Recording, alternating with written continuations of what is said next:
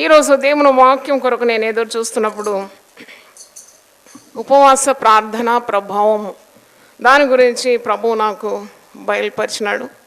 పాత నిబంధనలో చూసినప్పుడు భక్తులు ఉపవాసించి ప్రార్థించినారు. క్రొత్త నిబంధనలో కూడా ఉపవాస ప్రార్థన ఉంది. క్రొత్త నిబంధనలో ఉపవాస ప్రార్థన చేయని అవసరం లేదు.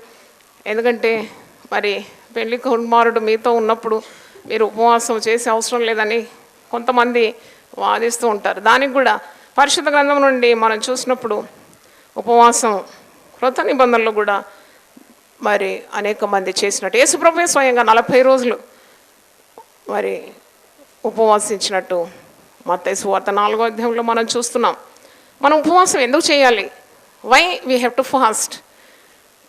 మరి అసలు ఉపవాసం అంటే ఏంటి? ఎందుకు చేయాలి ఉపవాసం అంటే? చాలా సులభంగా మనం అర్థం చేసుకునే ఒక కార్యం, ఉపవసించేవాడు దేవునితో సహవాసము చేస్తున్నాడు. ఉపవసించేవాడు దేవునితో ప్రగాఢమైన బంధాన్ని కోరుతున్నాడు. నీ దృష్టి నీ సమస్యల మీద నుండి వైదొలగించి దేవుని తట్టు నీ కన్నులు ఎత్తుకోవడమే ఉపవాసం అని చెప్పగలం. కొన్ని రోజులు ఆహారం మీద కానీ ఈ లోకరీతిగా ఉన్న కార్యాల మీద నీ దృష్టి కేంద్రీకరణ లేకుండా గొప్ప దేవుని వైపు నువ్వు చూస్తున్నావు. శక్తివంతుడైన దేవుడు నీ కార్యాలన్నీ సఫలపరుస్తాడని ఆశతో ఆయన తట్టు ఎదురు చూడడం అని కూడా మనం చెప్పవచ్చు.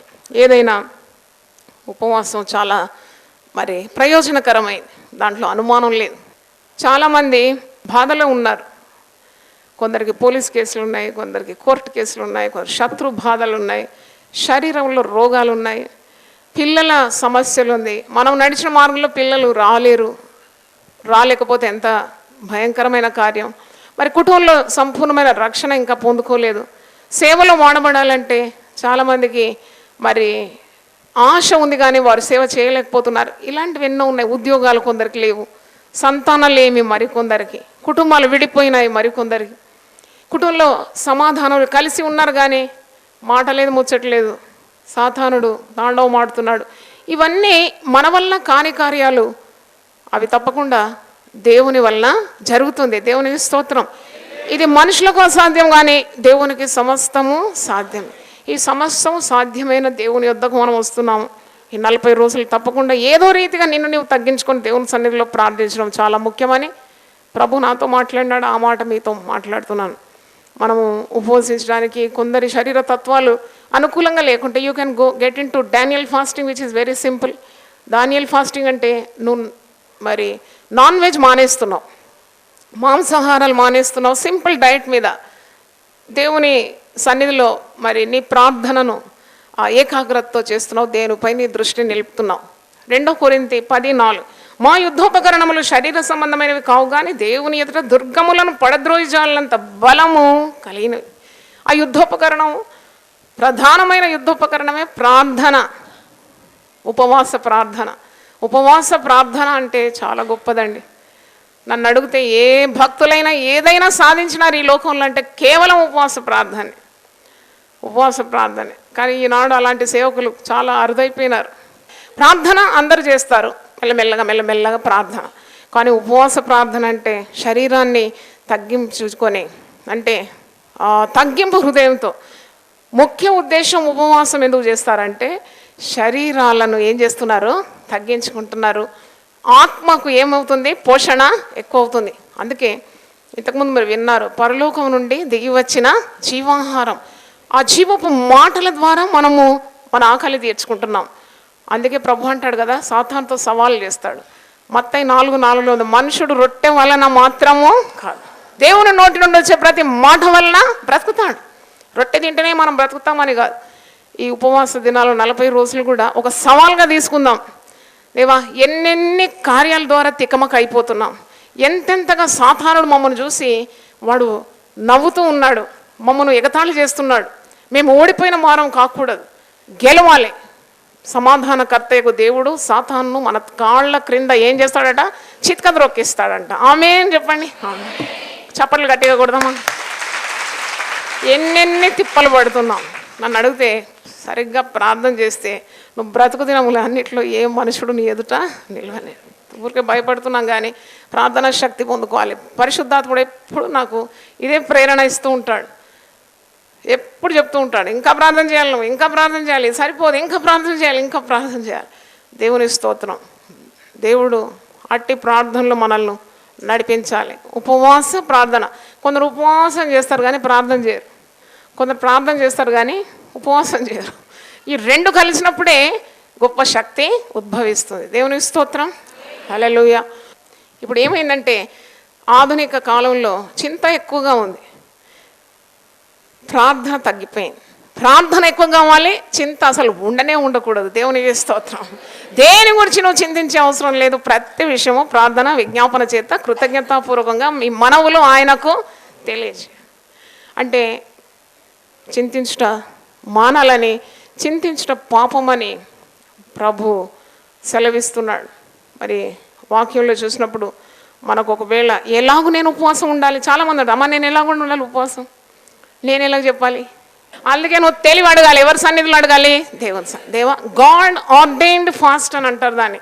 దేవుడే నియమించిన ఒక ఉపవాసం చేస్తే ఎంత బాగుంటుంది. దేవుడు నీతో మాట్లాడతాడు, మాట్లాడి దేవుడే నడిపిస్తాడు, అడుగడుగున నీకు తోడుంటాడు.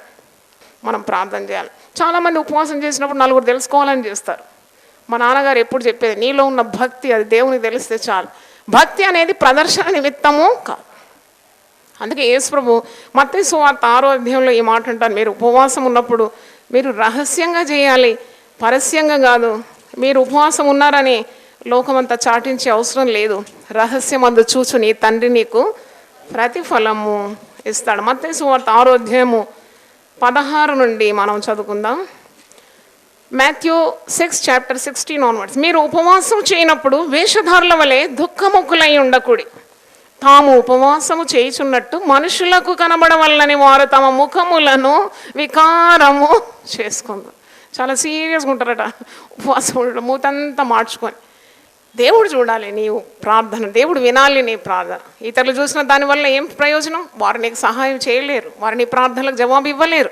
కావున మనుషులు చూడవల్లని మీరు ఉపవాసం చేయకూడదు. మనుషులు కనబడవల్లని ముఖములు వికారం చేసుకుంటారట. వారు తమ ఫలము పొంది ఉన్నారని నిశ్చయంగా మీతో చెప్తున్నారు. ఈ దినాల్లో భక్తి ఎలాగైపోయిందంటే ప్రజలకు కనబడాలనే చేస్తారు. ప్రజలకు కనబడాలి మీ భక్తి, కానీ ప్రజలు ఉట్టి పై రూపాన్ని చూస్తారు. మీ హృదయము అంతరింద్రియము పరిశీలించే వాడెవడు? దేవుడే. దేవుని స్తోత్రం. మీ హృదయము చూస్తున్నాడు. చాలా జాగ్రత్తగా ఉండాలి. విశ్వాసులైనా దేవుని సేవకులైనా చాలా జాగ్రత్తగా ఉండాలి. Always you should have the fear that God is watching you. ఎవరు చూస్తున్నారులే అనుకుంటున్నావా? అగ్ని జ్వాలల వంటి నేత్రం గలవాడు నిన్ను చూస్తున్నాడు. నిమిషంలో కాలిపోతావు. జాగ్రత్త. దేవునితో ఆటలాడకూడదు. అందుకే మనుషులు కనబడవాలని కాదు మీ యొక్క ఉపవాసం ఉండడము, ముఖం వికారం చేసుకొని నలుగురు నిన్ను మెచ్చుకోవాలని చేయకు. ఇక్కడ వాక్యంలో చూడండి 17వ వచనం, ఉపవాసం చేయుచున్నట్టు మనుషులు కనబడలను కాక రహస్యమందున్న నీ తండ్రికే కనబడవల్లని నీవు ఉపవాసం చేయనప్పుడు నీ తల అంటుకొని నీ ముఖము కడుక్కొను.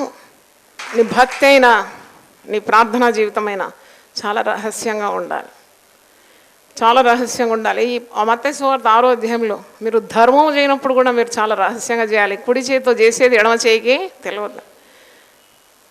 అంటే యేసుప్రభు మాటలు ఎంత గంభీరంగా ఉంది. మీరు ఉపవసించినప్పుడు, మీరు ప్రార్థన చేసినప్పుడు కూడా మీరు గదిలోకి వెళ్ళి గొల్లెం వేసుకొని ఏకాంతంగా ప్రార్థన చేయండి.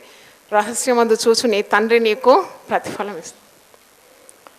బాహ్యంగా భక్తి ప్రదర్శన కాదు ఉపవాసం అనేది మనకు అర్థమవుతుంది. పరిశుద్ధ గ్రంథంలో మరి సంవత్సరానికి పాత నిబంధనలు లేవియాకాండంలో ఒక దినము సంవత్సరంలో ఉపవాసం ప్రకటిస్తే పురుషులేమి, స్త్రీలేమి, పిన్నలేమి, పెద్దలేమి వారు అందరూ కలిసి ఉపవాసం ఉండి దేవునికి మొరపెట్టేదాన్ని. పరిసయ్యులైతే వారంకు 2 సార్లు ఉపవాసం ఉన్నట్టు. పరిసయ్యుడు సుంకరి ప్రార్థనలు మనకు తెలుసు కదా. పరిసయ్యుడు వచ్చి ఇదిగో దేవా నేను వారానికి 2 సార్లు ఉపవాసం చాటిస్తున్నాడు, గట్టిగా ప్రార్థన చేస్తున్నాడు. ఇతరులు తన భక్తి జీవితాన్ని మంచి అంచనా వేయాలని ఆశ, ఇతరులు చూడాలని వినాలని ప్రార్థన చేస్తున్నాడు. ప్రార్థన చేసేటప్పుడు ఎప్పుడు కూడా నీకు ఒక ఉద్దేశం ఉండాలి. నీ ప్రార్థన దేవుడు వినాలి. దేవునికి స్తోత్రం. అలా ప్రార్థనలో వ్యాకరణాలు, రెఫరెన్స్లు, పాత నిబంధన క్రొత్త నిబంధనలు అన్ని కొటేషన్లతో చేస్తే అది మనుషులు విని నువ్వెంత జ్ఞానవంతుడు అని అనుకోవడానికి కాదు, మనుషులు విని నీకు చాలా తెలుసని నేను నిర్ధారించడానికి కాదు, కానీ నీ మనవి చాలా తగ్గింపు హృదయంతో వినయముతో చాలా దీనమైన మనసుతో నువ్వు చేసే ప్రార్థన అది ఎవరు వింటారు? దేవుడు వింటాడు. దేవునికి స్తోత్రం, హల్లెలూయా. కనుక పాత నిబంధనలో మోషే 40 రోజులు ప్రార్థన చేసినాడు, 2 పర్యాయములు అలాగ చేసినాడు. 10 ఆజ్ఞల పలకను దేవుని దగ్గర నుండి పొందుకోవడానికి ప్రార్థన, ఉపవాస ప్రార్థన చేసినట్టు వాక్యంలో చూస్తున్నాం. అలాగే యెహోషాపాతు రాజు ప్రార్థన చేసినాడు. యుద్ధము మరి శత్రువులు పైబడుతున్నప్పుడు యెహోషాపాతు రాజు 2వ దినవృత్తాంతములు 20వ అధ్యాయం చూడండి, ఉపవాస దినాన్ని చాటించి ప్రార్థన చేసినాడు. ఆ ప్రార్థన ద్వారా గొప్ప విజయము వారికి కలిగినట్లు 2వ దినవృత్తాంతములు 20వ అధ్యాయము 3వ వచనం చూడండి. అందుకు యెహోషాపాతు భయపడి యెహోవా యొద్ద విచారించుటకు మనస్సు నిలుపుకొని యూదాయంతటా ఉపవాస దినము ఆచరింపవలననే చాటింపగా, అంత యూదా ప్రదేశం అంతా కూడా ఉపవాసించాలి. ఎందుకంటే శత్రు సైన్యాలు, గొప్ప రాజులు ఈ చిన్న రాజు మీదకి వస్తున్నారు. గొప్ప సైన్యములు వచ్చేస్తుంది. చిన్న రాజు, చిన్న సైన్యం, మరి దాదాపు 5-6 గొప్ప రాజులు సైన్యాలు వచ్చేస్తుంటే ఎలాగ ఎదుర్కోవాలి? ప్రార్థన ద్వారా ఎదుర్కొన్నారు. ఉపవాస దినాన్ని చాటించినారు. దేవుడు వారికి ఆలోచన ఇచ్చినాడు, ఏ విధంగా శత్రువులను జయించాలనే మంచి ఆలోచన దేవుడు అనుగ్రహించినాడు. ఆ రోజు గొప్ప విజయము, శత్రువులందరూ కూడా సంహరింపబడినారు. వారి దేహముల మీద నుండి బంగారం ఒలుచుకోవడానికి వీరికి 3 రోజులు పట్టినట్టు ఈ యొక్క అధ్యాయంలో ఉన్నది. అంటే ట్రెమెండస్ విక్టరీ, గొప్ప విజయము ఉపవాస ప్రార్థన ద్వారా యెహోషాపాతు రాజు పొందుకున్నాడు. కొన్నిసార్లు మనకు కొన్ని పరిస్థితుల్లో ఏమీ తోచదు. మీరు అట్టి పరిస్థితులు ఎదుర్కొన్నారో నాకు తెలియదు. ఒకటి మాత్రం మీరు చేయాలి, ప్రార్థన చేయాలి. చప్పట్లు కొట్టి దేవుని స్తుతించాలి. నీకు ఎటు తోచని పరిస్థితి. యెహోషాపాతు రాజు ఇలాగే ప్రార్థిస్తున్నాడు. 2వ దినవృత్తాంతం 20 అదే 12వ వచనం మీరు చూడండి. మా దేవా, నీవు వారికి తీర్పు తీర్చవా? మా మీదికి వచ్చు ఈ గొప్ప సైన్యముతో యుద్ధము చేయుటకు మాకు శక్తి చాలదు, ఏమి చేయుటకునో మాకు తోచదు, నీవే మాకు దిక్కు అని ప్రార్థన చేసి. అట్లా ఎప్పుడైనా ప్రార్థన చేసినారా? దేవా, ఎవరు నాకు సహాయం లేరయ్యా, నీవే నాకు దిక్కు, నీవే నాకు దిక్కు అని ప్రార్థన, ఉపవాస ప్రార్థన అందరితో కలిసి యెహోషాపాతు ప్రార్థించినప్పుడు గొప్ప విజయము పొందుకున్నట్టు చూస్తున్నాం. ఉపవాస ప్రార్థన ద్వారా మన మీదకి, మన కుటుంబాల మీదకి వచ్చే కీడు తొలగిపోతుందని యోనా 3:5 వచనం చూడండి. నినవే పట్టణపు వారు దేవుని యందు విశ్వాసం ఉంచి ఉపవాస దినము చాటించి ఘనులేమి అల్పులేమి అందరూ గోనె పట్ట కట్టుకునేది. అందరు కలిసి ఉపవాసం చేస్తున్నారు. అలాంటి దినాలు దేవుడు మన సంఘానికి దయచేయను గాక. ఆమేన్. అందరు కలిసి ఉపవాసం చేయాలి. ఏం కాదు. మరి నేనైతే ఇంతవరకు వినలేదు, విశ్వాసులు ఉపవాసం చేసి చచ్చిపోయినట్టయితే నేను వినలేదు ఇంతవరకు. ఇక్కడ వీరు అందరూ కలిసి ఉపవాసము చేస్తున్నారు. యోనా 3:6 వచనం చూడండి. ఆ సంగతి నినవే రాజునకు వినబడినప్పుడు అతడును తన సింహాసనం మీద నుండి దిగి తన రాజవస్త్రములు తీసివేసి గోనె పట్ట కట్టుకొని బూడిదలో కూర్చుని. రాజు కూడా దిగినాడట కిందికి. రాజు ఉపవాసం ఉన్నాడంటే చాలా అద్భుతం అనిపిస్తుంది. అంటే తను తాను తగ్గించుకొని రాజవస్త్రాలు తీసివేసి గోనెపట్ట కట్టుకొని తగ్గించుకొని రాజు సింహాసనం మీద నుండి దిగి బూడిదలో కూర్చున్నాడు. మరియు రాజు అయిన తాను ఆయన మంత్రులను ఆజ్ఞేయగా, ఒకవేళ దేవుడు మనస్సు త్రిప్పుకొని పశ్చాత్తాపుడై మనల్ని లయము కాకుండా తమ కోపాగ్ని చల్లార్చుకొనను గనుక మనుషులు ఏది పుచ్చుకొనకూడదు, పశువులు కానీ ఎద్దులు కానీ గొర్రెలు కానీ మేత మేయకూడదు, నీళ్లు త్రాగకూడదు. మనుషులందరూ తమ దుర్మార్గములను విడిచి తాము చేయి బలత్కారమును మానివేయవలను. మనుషులేమి పశువులేమి సమస్తమును గోనె పట్టు కట్టుకునవలను. జనులు మనపూర్వకంగా దేవుని వేడుకొనవలను అని దూతలు నినవే పట్టణంలో చాటించి ప్రకటన చేసి, ఈ నినవే వారు తమ చెడు నడతలను మానుకొనగా వారు చేయుచున్న క్రియలను దేవుడు చూచి పశ్చాత్తాపుడై వారికి చేయుదునని తాను మాట ఇచ్చిన కీడు చేయక మానేను. హల్లెలూయా. అదనమాట, అండర్లైన్ చేసుకోవాలి. చేయను ఉద్దేశించిన కీడు దేవుడు చేయకుండా మానేసినాడంట. ఎందుకంటే దేవుడే కరిగిపోయినాడు. దేవుడు ఎప్పుడు కూడా కరిగిపోతాడు తన బిడ్డలు ఉపవాసం ఉండి ప్రార్థించినప్పుడు. ముఖ్యంగా మనుషులు తాము చేసిన పాపాలన్నీ కూడా ఒప్పుకొని దేవుని సన్నిధిలో వదిలిపెట్టినారంట, మానివేసినారు. చెడు నడవడికను ఏం చేసినారు? మానేసినారు. అప్పుడు దేవుడు కనికరము కలిగి వారికి చేయనుద్దేశించిన కీడు చేయక మానేను. దేవునికి స్తోత్రం, హల్లెలూయా. చాలాసార్లు కొన్ని పాపాలు వేధిస్తూ ఉంటుంది. ఆ పాపం నుండి బయటపడలేవు, ఆ పాపం నీకే మేలు చేయదు, ఆ పాపంలోనే కొట్టుకొని పోతూ ఉంటావు. ఉపవాసం ఒక మార్గం. When you fast you get rid of sin. ఎందుకంటే పాపం చేసేవాడు ఉపవసించి ప్రార్థన చేయడం అసాధ్యమే, ఉపవసించి ప్రార్థన చేసేవాడు పాపం చేయడం కూడా అసాధ్యమే. అందుకే పాపం వదిలిపోతుంది అన్నమాట. నీ చెడు నడవడికను వదిలిపెట్టాలి. ఎన్నాళ్ళు చెడు నడత? దేవుడు మాట ఇస్తే దాన్ని నెరవేర్చే దేవుడు కనుక నీ స్వప్రయత్నాలన్నీ వదిలిపెట్టు. నియంత్రణ నువ్వు పైకి రాలేవు. దేవుడే నిన్ను హెచ్చిస్తాడు. నిన్ను హెచ్చించడానికి నువ్వు తగ్గించుకొని ప్రార్థన చేయాలి. దేవుడు నిన్ను ఆశీర్వదించబోతున్నాడు. దేవునికి స్తోత్రం, హల్లెలూయా. మరి ఇంకా చూసినప్పుడు దావీదు ఉపవాసం ఉండి ప్రార్థించినాడు. వాక్యంలో ఉంది, బిడ్డ మరి బెత్షెబ ద్వారా కన్నా బిడ్డ మరణిస్తుండగా తను తాను తగ్గించుకొని ఉపవసించి ప్రార్థించినాడు. కానీ దేవుడు ఆ ప్రార్థన వినలేదు. దేవుడు కొన్ని ప్రార్థనలు వినడు. దేవుని చిత్తానుసారమైన ప్రార్థనలు దేవుడు వింటాడు. మరి దేవుడు ఒకవేళ ప్రార్థన వినకున్నా నువ్వు చింతించే అవసరం లేదు. 2 సమూయేలు గ్రంథం 12:16-17. యెహోవా ఊరియా భార్య దావీదునకు కనిన బిడ్డను మొత్తినందున అది బహు జబ్బు పడాను. దావీదు ఉపవాసం ఉండి లోపలికి పోయి రాత్రి అంతయు నేల పడి ఉండి బిడ్డ కొరకు దేవుని బతిమాలగా ఇంటిలో ఎన్నికైన వారు లేచి అతని నేల నుండి లేవనెత్తుటకు వచ్చిరి కానీ అతడు సమ్మతింపక వారితో కూడా భోజనము చేయక ఉండాను. బిడ్డకు బాగాలేదు, బిడ్డ చనిపోయినాడు. అప్పుడు బిడ్డ చనిపోయిన తర్వాత దావీదు ఏడుపు మానేసిండాడు. ఇది దేవుని చిత్తం కాదేమో అని ఏం చేసినాడు చూడండి. 18వ వచనం. 7వ దినమున బిడ్డ చావగా బిడ్డ ప్రాణంతో ఉండగా మేము అతనితో మాట్లాడినప్పుడు అతడు మా మాటలు వినక ఉండెను. ఇప్పుడు బిడ్డ చనిపోయినని మనం అతనితో చెప్పినట్లు తనకు తాను హాని చేసుకునేమో అనుకొని దావీదు సేవకులు బిడ్డ చనిపోయిన సంగతి అతనితో వెరిచిరి. బిడ్డ ప్రాణం ఉన్నప్పుడే ఇంతగా ఉపవాసం ఉండి ఏడ్చి నేల మీద కూర్చొని భోజనం మానేసి ఇంతగా అంగలార్చినాడు. బిడ్డ ఇప్పుడు 7వ దినం చనిపోయినాడు. అయ్యో చనిపోయినాడనే వార్త దావీదు చెప్తే తప్పకుండా ఆత్మహత్య చేసుకుంటాడని సేవకులు అనుకున్నారు. అనుకొని అతనితో ఈ మరణ వార్త చెప్పడానికి భయపడుతూ ఉన్నారు. అయితే దావీదు తన సేవకులు గుసగుసలాడుట చూచి బిడ్డ చనిపోయానని సంగతి గ్రహించి బిడ్డ చనిపోయేనా అని తన సేవకులను అడగగా వారు చనిపోయానని.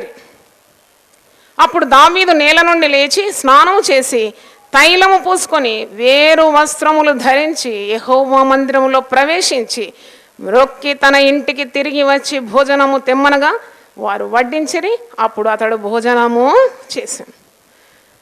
బిడ్డ చనిపోయినాక ఆత్మహత్య చేసుకుంటాడేమో ఇప్పుడు నువ్వు వార్త అందిస్తే అంటే దావీదు పోయి మంచిగా స్నానం చేసి చక్కగా భోజనము వడ్డిస్తే తింటున్నాడు. అప్పుడు అతని సేవకులు బిడ్డ జీవంతో ఉండగా ఉపవాసం ఉండి దాని కొరకు ఏడ్చుంటివి కానీ అది మరణమైనప్పుడు లేచి భోజనం చేస్తేవి నీవు ఇలాగున చేయటం ఏమని దావీదుని అడగగా అతడు బిడ్డ ప్రాణంతో ఉన్నప్పుడు దేవుడు నా యందు కనికరించి వాణ్ణి బ్రతికించునేమో అనుకొని నేను ఉపవాసం ఉండి ఏడ్చుంటిని. ఇప్పుడు చనిపోయాను కనుక నేనెందుకు ఉపవాసం ఉండవలేను? వానిని తిరిగి రప్పించగలనా? నేను వాని యొద్దకు పోదును కానీ వాడు నా యొద్దకు మరలా రాడని వానితో చెప్పాను. తర్వాత దావీదు అంటే దీని అర్థం ఏంటంటే ప్రార్థనలో ఉపవాసం ఉండి దేవుని చెయ్య పట్టి తిప్పేసి నీకు కావాల్సినవి పొందుకోవాలని అర్థము కాదు. చాలామందికి ఆ స్వభావం ఉన్నది.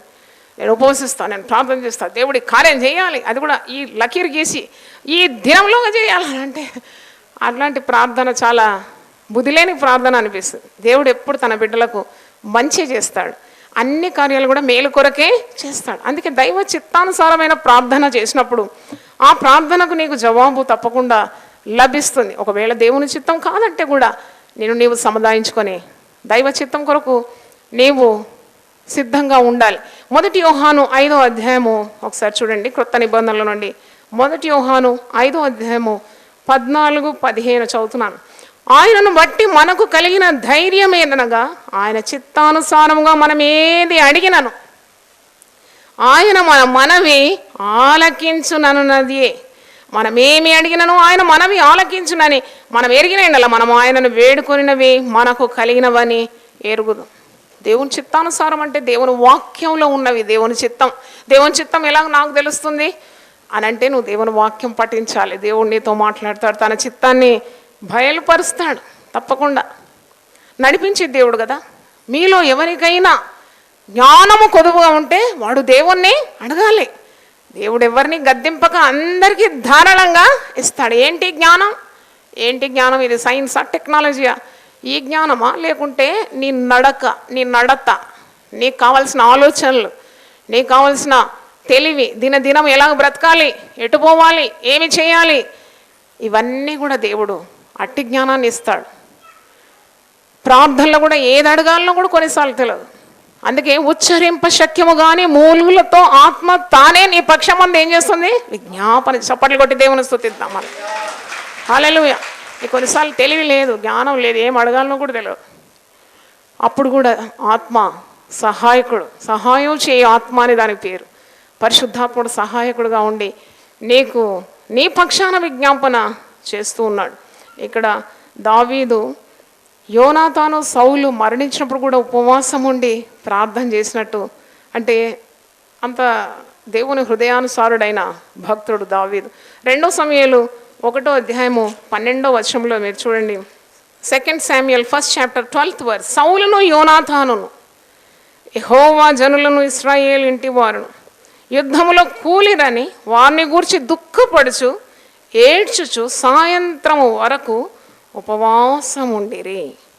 ఉపవాసం అంటే when he heard a bad news, he fasted. పరిస్థితులన్నింటినీ చక్కబెట్టేదే ఉపవాస ప్రార్థన.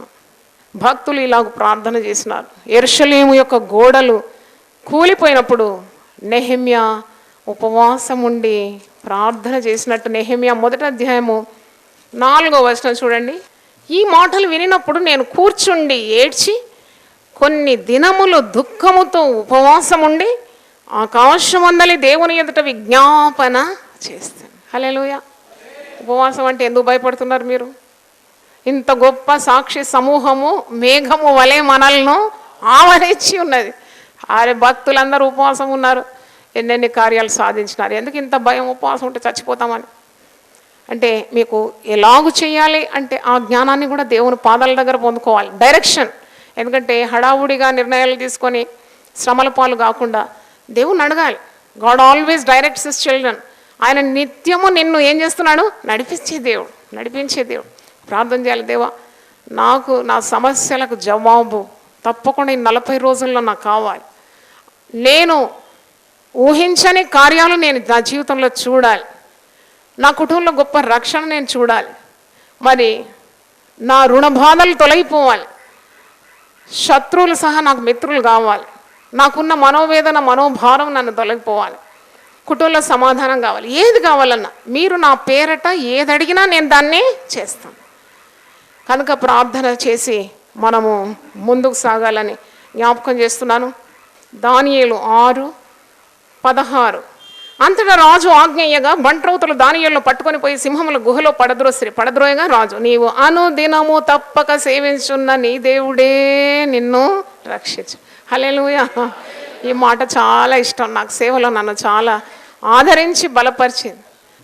రాజు ఇలాగ పలికి 17వ వచనం, వారు ఒక రాయి తీసుకుని వచ్చి ఆ గుహ ద్వారమున వేసి దాని మూసిరి. మరియు దానియేలును గూర్చి రాజు యొక్క తీర్మానం మారునేమో అని రాజు ముద్రను, అతని అధికారుల ముద్రను వేసి దాన్ని ముద్రించిరి. 18వ వచనం, అంతటా రాజు తన నగరునకు వెళ్ళి ఆ రాత్రి అంతా ఉపవాసం ఉండి నాట్య వాయిద్యములను జరగనీయలేదు. అతనికి నిద్ర పట్టక పోయాను. మరి చూడండి, దేవుని బిడ్డలు, భక్తులు, యేసు ప్రభు బిడ్డలు ఉపవాసం ఉండడం ఒక ఎత్తు అయితే, అసలు దేవుని నామం ఎరగని అన్యుడు కూడా ఒక భక్తుని కొరకు రాత్రంతా నిద్రపోకుండా ఉపవాసం ఉండి ప్రార్థన చేసినాడు.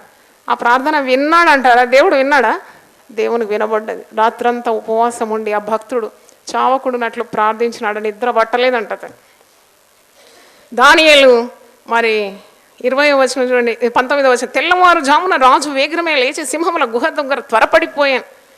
అతడు గుహ దగ్గరకు రాగానే దుఃఖ స్వరంతో దానియేలును పిలిచి, జీవము గల దేవుని సేవకుడమైన దానియేలు, నిత్యము నీవు సేవించిన నీ దేవుడు నిన్ను రక్షింపగలిగేనా అని అతన్ని అడిగాను. ఇంత బాధలతో మరి వెళ్తున్నాడు, దీనమైన దుఃఖ స్వరంతో. అసలు ఉన్నాడా, బతికున్నాడా? కానీ ఒక మంచి మాట చూడండి, అన్యుడు అంటున్నాడు. ఏ దేవుడు అంటే ఈయన? గట్టి చెప్పండి. జీవము గల దేవుడు. అంటే దాని అర్థము ఆయన సేవించిన దేవునికి ఏం లేదు, జీవం లేదు. జీవం గల దేవుడు సేవకుడమైన దానియేలు, నిత్యము నీవు సేవించున్న మరి నీ దేవుడు నేను రక్షింపగలిగినా అని అతన్నాడు. అందుకు దానియేలు, రాజు చిరకాలము జీవించునుగాక, నేను నా దేవునికి దృష్టికి నిర్దోషిగా కనబడితిని గనుక ఆయన తన దూతను పంపించి సింహములు నాకు ఏ హానియు చేయకుండా వాటి నోళ్ళు మూయించాను. హల్లెలూయా. వారి నోళ్ళు మూయించినాడు. రాజా, నీ దృష్టికి నేను నేరము చేసిన వాడను కాను కదా. సింహముల నోళ్లను మోస్తుంది ఉపవాస ప్రార్థన. నువ్వు భయపడకు, నేనున్నాను, నేను నీకు తోడై ఉంటాను, నీ పక్షం నేను యుద్ధము చేస్తాను, నీకు విజయాన్ని ఇస్తాను, నీ మనవులను నేను అంగీకరిస్తాను, నీ ప్రార్థన నేను అంగీకరించి ఉన్నాను. ఇంకేం కావాలి మనకు? దేవుడు మనకు సహాయకుడై ఉన్నాడు. అందుకే దిగులు పడొద్దు, భయపడొద్దు. 40 రోజులు మనం దేవుని సన్నిధిలో ఉండాలి. పాత నిబంధన నుండి కొద్ది మంది భక్తులను, క్రొత్త నిబంధన నుండి ఉపవాస ప్రార్థన మహిమను మనం ధ్యానించుకుందాం. తలలు వంచండి, ప్రార్థన చేసుకుందాం. హల్లెలూయా. ప్రభువా, నీ దాసురాలు నేను ప్రార్థిస్తున్నా, ఉపవాసం ఉండి ప్రార్థన చేసి వాటి మీద విజయం పొందుకోవడానికి కృప దయచే. అత్యధికమైన విజయము అనుగ్రహించే గొప్ప దేవుడు. దేవుని వాక్యం టీవీ ద్వారా వింటున్న వారితో కూడా మీరు మాట్లాడమని ప్రార్థిస్తున్నాం.